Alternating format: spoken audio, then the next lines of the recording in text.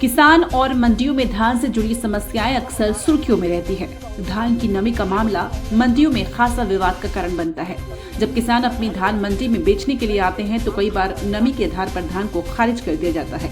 यही मामला पौड़ी उपरोड़ा धान खरीदी केंद्र में देखने को मिला, जहां पौड़ी उपरोड़ा के एक किसान रविशंकर ने एक सप्ताह पहले ही धान का सैंपल लेके टोकन कटवाया था। टोकन के आधार पर आज उनका खरीदी तिथि था।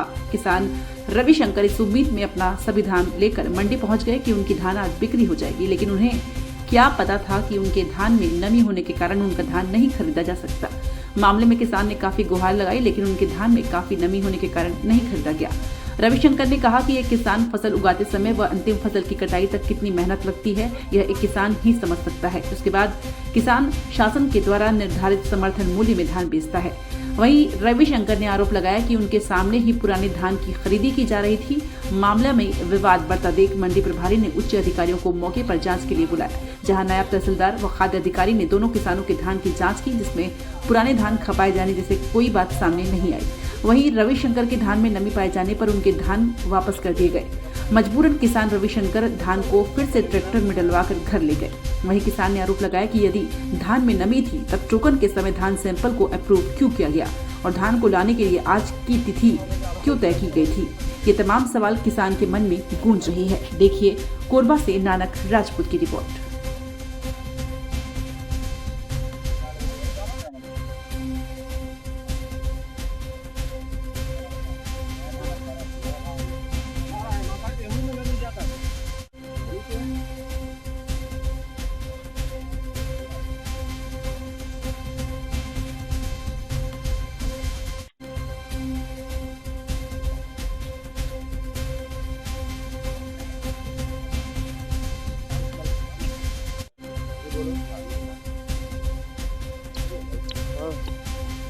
हेलो,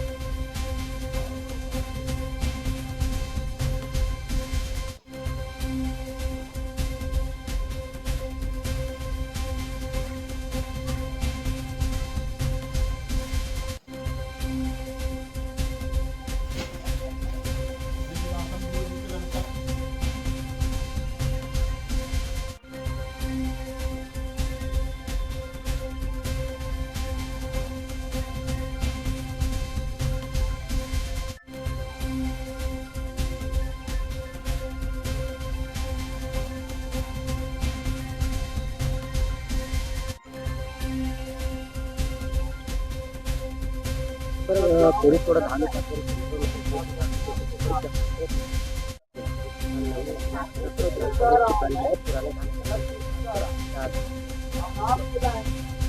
देखिए, जैसे हमें ये सूचना प्राप्त हुआ कि पौड़ी उपरोड़ा के धान उपार्जन केंद्र में 2 किसान विवाद कर रहे हैं। एक किसान का कहना ये था कि मेरे में नमी 23 आ रहा है और मैं पूरा धान लेके आ गया हूँ, तो इसीलिए विवाद कर रहा था। तो एक्चुअली क्या है, ये उनकी भी गलती नहीं है, किसी को भी आहत होती है कि वो लेके आए हुए हैं थोड़ा मेहनत लगा है, फिर भी उनको आकर के हम समझाने प्रयास किए कि शासन का जो नियम है वो सबके लिए बराबर है। 14 से लेकर 17% तक का नमी ही खरीदा जाता है। उसके ऊपर का जैसे इनका 23% है, हम इसको किसी भी कंडीशन में नहीं खरीद सकते हैं। तो इस नियम से हमने अवगत कराया, तो थोड़ा सा नाखुश हुए, फिर भी लास्ट में मान गए। अब जो दूसरा किसान था उसका 14.5% था, तो सामने वाला जिसका 23% था वही ऑब्जेक्शन कर रहा था कि इनका तो ज़्यादा सूखा हुआ है, लेकिन चूँकि जो पैरामीटर है हमारा 14 से 17 उसी के बीच में आ रहा है, तो उसको हमने मना नहीं किया। अब इसके उपरांत एक अन्य और आदमी आया था, उसका भी नमी 23% मिला, तो उसको आप देख सकते हैं, उसको भी हम वापस कर रहे हैं। तो नियम सबके लिए बराबर है, और मैं सभी किसानों को ये बोलना चाहूँगा कि सिस्टम का सहयोग करें। जो नियम कानून बनाए गए हैं उसके अनुसार चलेंगे तो सभी के लिए अच्छा रहेगा, और निश्चय ही सबका धान बिकेगा।